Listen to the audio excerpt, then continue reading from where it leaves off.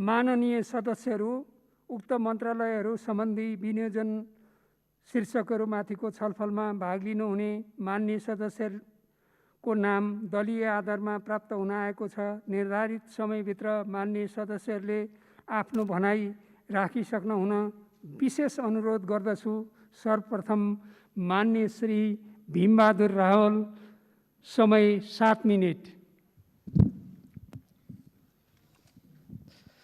सम्मान्य सभामुख महोदय, कामहरू सेतो सफा कागजमा कतै कालो दाग देखियो भने त्यो सानै भए पनि टाढैबाट देखिन्छ र त्यसले कहिलेकाहीँ कागजको उपयोगितालाई पनि समाप्त गरिदिन्छ। आर्थिक वर्ष 2077-78 को बजेट वक्तव्य तथा मन्त्रालय अन्तर्गतका कार्यक्रमको अध्ययन गर्दा नेपाल सरकारको तर्फबाट कतिपय राम्रा कार्यक्रमहरू ल्याइएका छन्। ती कार्यक्रमहरूको प्रभावकारी कार्यान्वयन हुनुपर्छ। कार्यान्वयनका अगाडि निश्चय पनि चुनौतीहरू छन्। अहिले मलाई उपलब्ध अत्यन्त कम समयमा ती सबै कुराको चर्चा गर्न सम्भव छैन। देश र जनताको हितमा ध्यान दिनै पर्ने केही महत्त्वपूर्ण कुराहरूतर्फ सभामुख महोदय मार्फत नेपाल सरकारको ध्यान आकर्षित गराउन चाहन्छु। कोरोना महामारी नियन्त्रणका सन्दर्भमा अगाडि सारिएका कार्यक्रमहरू स्वागतयोग्य भए पनि परीक्षण र स्वास्थ्य उपकरणका लागि जनशक्ति, साधन र स्रोत धेरै जिल्लाहरूमा अत्यन्त कम छ। अहिले नै कतिपय जिल्लाहरूमा सङ्क्रमणको परीक्षण बन्द भएको छ भने कतिपय स्थानमा परीक्षण अत्यन्त सुस्त गतिमा छ। यसतर्फ विशेष ध्यान दिनुपर्छ। यस प्रसङ्गमा सेनालाई परिचालन गर्दा विपद व्यवस्थापन ऐन अन्तर्गत परिचालन गरिएको हो कि होइन भन्ने कुरा स्पष्ट हुनु आवश्यक छ। राज्यको लोक कल्याणकारी भूमिका बढाउने र समाजवाद उन्मुख अर्थतन्त्र निर्माण गर्दै जाने बजेटमा उल्लेखित जुन उद्देश्य छ त्यो एकदमै उचित हो। तर यस उद्देश्यमा मेल नखाने विषयहरू बजेटमा कसरी देखा परे यो चाहिँ घोत्लिनुपर्ने विषय बनेको छ। नेपालको संविधानमा राज्यका नीतिहरू उल्लेखित राष्ट्रिय सुरक्षा प्रणालीको विकास तथा राष्ट्रिय सुरक्षा नीतिका आधारमा सुरक्षा विषयलाई सबल तुल्याउने कुनै कार्यक्रम मैले देखिनँ। सीमा प्रशासन कार्यालय अन्तर्गत नागरिकता र राहदानी वितरण कार्यक्रमका लागि भनेर जम्मा 2,62,00,000 मात्र छुट्याइएको छ। नेपालको लिम्पियाधुरा, लिपुले, कालापानी, सुस्ता लगायतका भारतबाट अतिक्रमित भूभागमा सडक लगायतका पूर्वाधार निर्माण र स्थानीय जनताका लागि सेवा सुविधाको कार्यक्रम बजेटमा नआउनु यसलाई विडम्बना नै मान्नुपर्छ। देशको चिरकालीन अस्तित्वसँग गाँसिएको र संविधान बमोजिम तुरन्त गर्नुपर्ने नागरिकता सम्बन्धी ऐनको सम्बन्धमा यसमा बजेटमा कुनै पनि चर्चा नगरिनु यो पनि विस्मयकारी छ।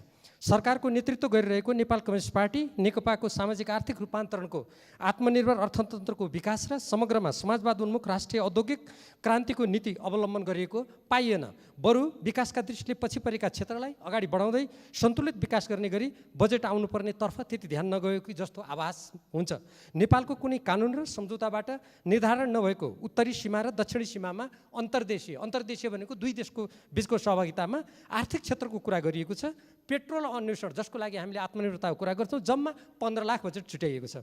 कोरोना महामारीका कारण देशभित्र र बाहिर बेरोजगार बन्न बाध्य जनशक्तिलाई रोजगारी प्रदान गर्ने तथा जनताको भरण पोषणका लागि आवश्यक कृषि क्षेत्रलाई प्राथमिकतामा राख्दै सोही अनुसार बजेट विनियोजन गरिनुपर्छ भन्ने सुझाव सर्वत्र सुनिएको हो।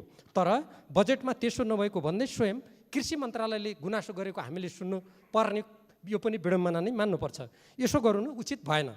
अर्कोतर्फ मैले यसो हेर्दा चक्लेटको भन्सार घटाउने, मलको भन्सार बढाउने यो पनि समाजवाद उन्मुख नीतिको विरुद्धमा छ। शिक्षा क्षेत्रमा राज्यको लगानी वृद्धि गरी निजी क्षेत्रको लगानीका नियमन र व्यवस्थापन गरी सेवामूलक बनाउने राज्यको नीति विपरीत निजी विद्यालयले सामुदायिक विद्यालयको शैक्षिक गुणस्तर सुधारको जिम्मेवारी लिनुपर्ने कुरा यो बजेटमा कसरी पर्यो र स्वयं शिक्षा मन्त्रालयले यसप्रति आपत्ति जनाउनु पर्ने विडम्बनापूर्ण स्थिति कसरी उत्पन्न भयो यसलाई स्पष्ट पार्नु आवश्यक छ। संविधानको भावना तथा सरकारको नेतृत्व गरिरहेको दल नेपाल कम्युनिस्ट पार्टीको नीतिसँग पनि यो कुरा मेल खाँदैन।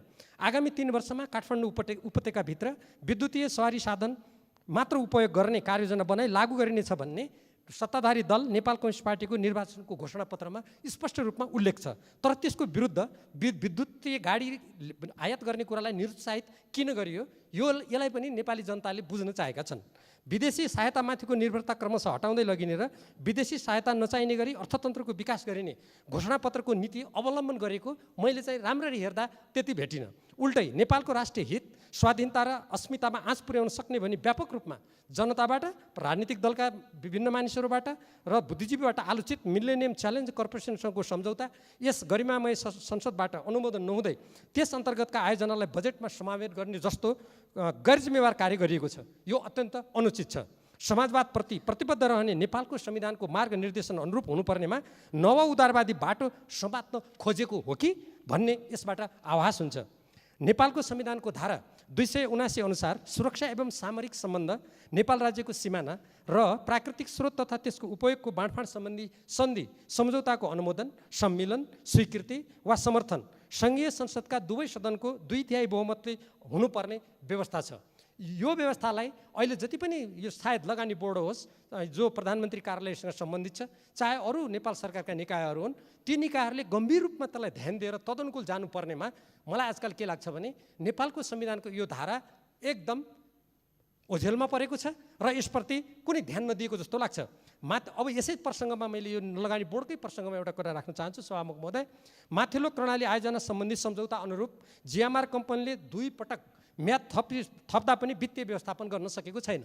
एक पटक त त्यो जुन सम्झौता हो त्यो सम्झौताको धारा विपरीत, अब म कुन व्यक्तिको नेतृत्वमा सरकार थियो म त्यतातिर जान चाहन्न, त्यसको म्याद बढाइसकेको छ तैपनि त्यो वित्तीय व्यवस्थापन गर्न सकेको छैन। यसबाट स्वतः त्यो सम्झौता रद्द हुनु पर्थ्यो। तर त्यो नगर्दाखेरि मलाई अहिले चिन्ता के लागेको छ भने म सभामुख महोदय मार्फत नेपाल सरकारका सम्बन्धित निकायहरू र स्वयं सम्माननीय प्रधानमन्त्रीको ध्यान आकर्षित गराउन चाहन्छु।